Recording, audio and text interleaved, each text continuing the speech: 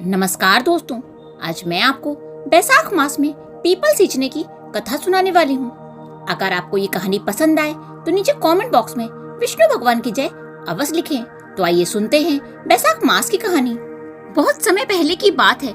किसी गांव में एक परिवार रहता था। उस परिवार में एक भाई बहन व भाई की पत्नी रहते थे। भाभी अपनी ननद से बहुत प्यार करती थी। ननद भाभी हमेशा साथ साथ ही रहते थे। जहाँ भी भाभी जाती तो वह अपनी ननद को अपने साथ ही लेकर जाती थी, क्योंकि मरते वक्त उसने अपनी सास को वचन दिया था कि वह अपनी ननद का ध्यान रखेगी, वह उसको अपने बच्चों की तरह ही प्यार देगी। तब से बहू सास को दिया हुआ वचन बखूबी निभा रही थी। बहू अपनी ननद का खूब ख्याल रखती थी। बहू के कोई भी संतान नहीं थी। एक बार की बात है, जब बैसाख का महीना आया तो भाभी रोज सुबह नहा धोकर पूजा पाठ करती। वह पीपल के पेड़ पर जल चढ़ाने भी जाती। ननद भी अपनी भाभी के साथ पीपल देव की पूजा करने जाती। पूजा करने के बाद भाभी हाथ जोड़कर पीपल देव से प्रार्थना करती कि हे पीपल देव, मुझे एक पुत्र दे दो। उधर ननद भी हाथ जोड़कर पीपल देव से प्रार्थना करती कि जो भी भाभी ने मांगा है वे मुझे भी दे देना। इसी तरह ननद भाभी रोज पूजा करते। धीरे धीरे पूरा बैसाख का महीना बीत गया। पीपल देव उनकी पूजा से बहुत प्रसन्न हुए। उन्होंने भाभी को तो पुत्र होने का वरदान दे दिया, किंतु ननद के बारे में सोचने लगे कि मैं इसे पुत्र कैसे दे दूं, यह तो अभी कुंवारी है। लेकिन फिर भी उन्होंने ननद भाभी को वरदान दिया। कुछ दिन बाद भाभी गर्भवती हुई और ननद को भी एक फलक पड़ गया। 9 महीने के बाद भाभी को एक पुत्र हुआ और ननद को भी उस फलक में से एक पुत्र हुआ। जब भाभी ने अपनी ननद के पास पुत्र देखा तो उन्हें बहुत आश्चर्य हुआ। तब भाभी ने ननद से उसके बारे में पूछा तो ननद ने सारी बात अपनी भाभी को बताई। अब भाभी बहुत परेशान हो गई कि अगर गांव वालों को पता चल गया तो ननद की बहुत बदनामी होगी, फिर कौन इससे शादी करेगा। अब मैं क्या करूं? फिर कुछ सोचने के बाद भाभी ने ननद से कहा, तुम इसके बारे में किसी से भी कुछ मत कहना। फिर भाभी ने सबको बताया कि उसके जुड़वा पुत्र हुए हैं। भाभी ने ये बात अपने पति को भी नहीं बताई। एक बार भाभी कुएं में से पानी भरने गई तो भाभी ननद से कह के गई कि बच्चों का ख्याल रखना। ननद बच्चों को सुला रही थी, तभी उनमें से ननद का बच्चा रोने लगा। उसने उसे उठाया और बोली, बिना बाप का काना, बता तू कहाँ से आया।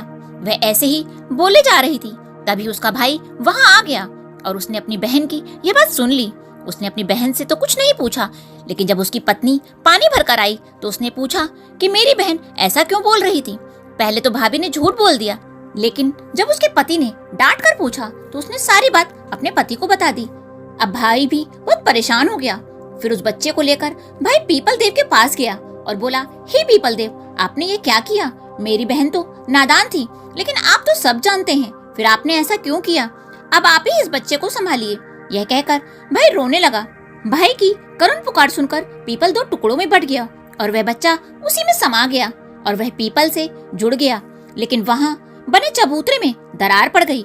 गाँव वालों ने जब वह दरार देखी तो तरह तरह की बातें होने लगी। धीरे धीरे वो बातें भी बंद हो गई। अब भाई अपनी बहन की शादी के लिए लड़का ढूंढने लगा। एक बार की बात है, भाई भाभी ने अपने घर में हवन करवाना चाहा। उन्होंने सभी को बुलाया। पंडितों ने हवन शुरू किया, लेकिन हवन में आग ही नहीं लग रही थी। बहुत सारा घी डाला गया, मगर फिर भी ज्योति नहीं लगी। सब बड़े चिंतित होने लगे, ऐसा क्यों हो रहा है। तब किसी ने कहा, ऐसा तो नहीं है कि तुम किसी मेहमान को भूल गए हो। तो भाई ने कहा, नहीं, मैंने तो सबको बुलाया है। लाख कोशिशों के बाद भी हवन में अग्नि नहीं जली। भाई ने 3 विद्वान पंडितों को बुलाया। वे सभी वेदों के ज्ञाता थे। उन पंडितों को सारी बात बताई गई। तब उन्होंने आंखें बंद करके देखा तो उन्होंने बताया कि तुम्हारा भांजा रह गया है, उसे बुलाओ, तभी तुम्हारा हवन पूरा होगा। भाई ने कहा, मेरे तो कोई भी भांजा नहीं है। तब उन पंडितों ने बोला, वही भांजा जिसे तुम पीपल देव को सौंप कर आए हो। तब भाई ने सारी बात गांव वालों को बताई। गांव वालों ने कहा, उसमें तुम्हारी बहन की क्या गलती है, यह तो पीपल देव की कृपा है, यह तो बहुत खुशी की बात है। फिर सब गांव वाले ढोल नगाड़े के साथ उस पीपल के पास गए और पीपल से प्रार्थना की। गांव वालों की प्रार्थना सुनकर पीपल के पेड़ के 2 टुकड़े हो गए और वह बच्चा फिर से बाहर आ गया। बच्चे के बाहर आते ही उस लड़की के सीने में दूध की धार निकली और उस बच्चे के मुख पे गिरी। यह देखकर गांव वालों को यकीन हो गया कि यह बच्चा उसी का है। फिर सारे लोग पीपल देव को धन्यवाद देकर घर लौट आए। उसके बाद हवन शुरू हुआ तो इस बार अग्नि की लौ जल गई और इतनी आई कि सभी लोग आश्चर्य करते रह गए खुशी खुशी उनका हवन पूरा हुआ। फिर भाई ने सब जगह ढिंडोरा पिटवा दिया कि बैसाख मास में पीपल सींचने से, पूजा करने से निर्धन को धन मिलता है, निसंतानों को संतान, कुंवारों को अच्छा वर और वृद्धों को वैकुंठ का वास मिलता है। उस दिन के बाद से सब लोग बैसाख मास में पीपल सींचने लगे और सब लोग ये कहने लगे कि जय हो पीपल देव की।